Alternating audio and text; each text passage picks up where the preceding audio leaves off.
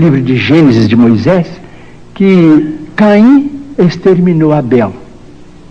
Entretanto, nos versículos 16 e 17, nós encontramos uma informação muito curiosa, a informação de que Caim, em se retirando da face de Deus, se dirigiu para uma cidade ou uma terra chamada Nod, onde ele desposou aquela que foi sua esposa e teve com ela uma grande descendência.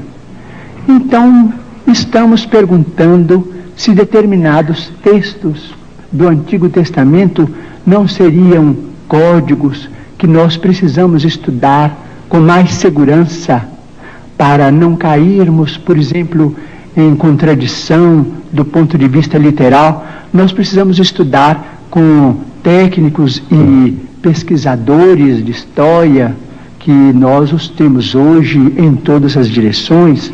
Digo isso com o máximo respeito, porque se Caim matou Abel antes do nascimento de Sete, mas casou-se numa cidade chamada Nod, onde encontrou a sua mulher, aquela que foi sua esposa, e com ela teve uma grande descendência, o assunto exige estudos especiais de nós todos, porque segundo a criação no jardim edênico, a família inicial teria sido constituída pelas 4 pessoas às quais se refere o nosso caro pastor evangélico, senhor Manuel de Melo: Adão, Eva e os 2 filhos primeiros do casal.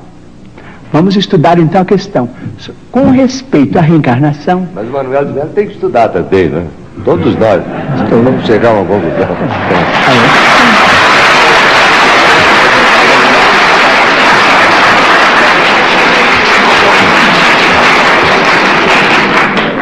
Bom, com respeito à reencarnação, posso dizer? Pode, Chico. Com respeito à reencarnação, nós, os espíritas, estamos diante de uma realidade inconteste para nós. Mormente na vida mediúnica, temos assistido, nestes quase 45 anos de espiritismo evangélico à luz dos princípios kardecianos, a desencarnações e reencarnações. Mas permitimos-nos também perguntar ao senhor Manuel de Melo, ao nosso caro pastor evangélico, senhor da pergunta, e também àqueles que fazem objeções contra os princípios da reencarnação, permitimos-nos perguntar sobre o sofrimento das crianças, por exemplo. Não vamos nos referir aos adultos, porque seria alongar muito a resposta, mas vamos pensar nas crianças. Por exemplo, nós, os espíritas, muitas vezes encontramos determinados casos de suicídio, e às vezes suicídio acompanhados de homicídio, ou às vezes apenas de homicídio. Mas vamos encontrar esses problemas do complexo de culpa levado para além desta vida, e depois esse complexo de culpa renascido com aquele que é responsável por ele através de sofrimentos que só podemos entender através da reencarnação. Por exemplo, muitas vezes temos encontrado, por exemplo, irmãos nossos suicidas que dispararam um tiro contra o coração e que voltam com a cardiopatia congênita ou com determinados fenômenos que a medicina classifica dentro da chamada tetralogia de Fallot.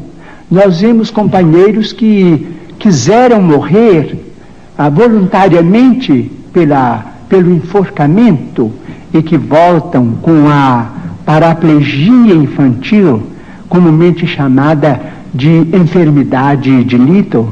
Nós vemos muitos daqueles que preferiram o veneno e que voltam com malformações congênitas, com problemas miopáticos, com o mixedema, aqueles que às vezes violentam o próprio ventre e que voltam também sofrendo as tendências e que às vezes acabam se desencarnando com o chamado infarto mesentérico.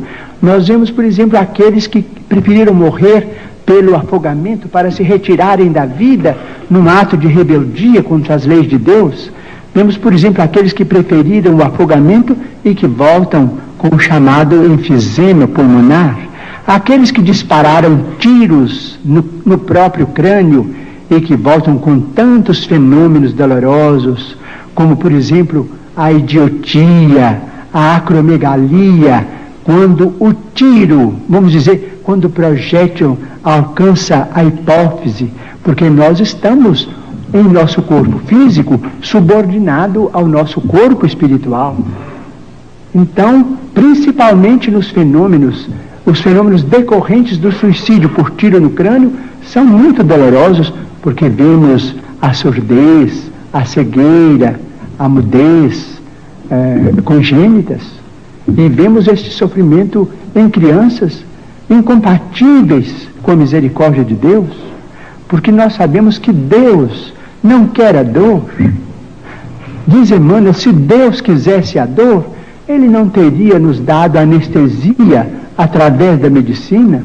A dor é uma criação nossa.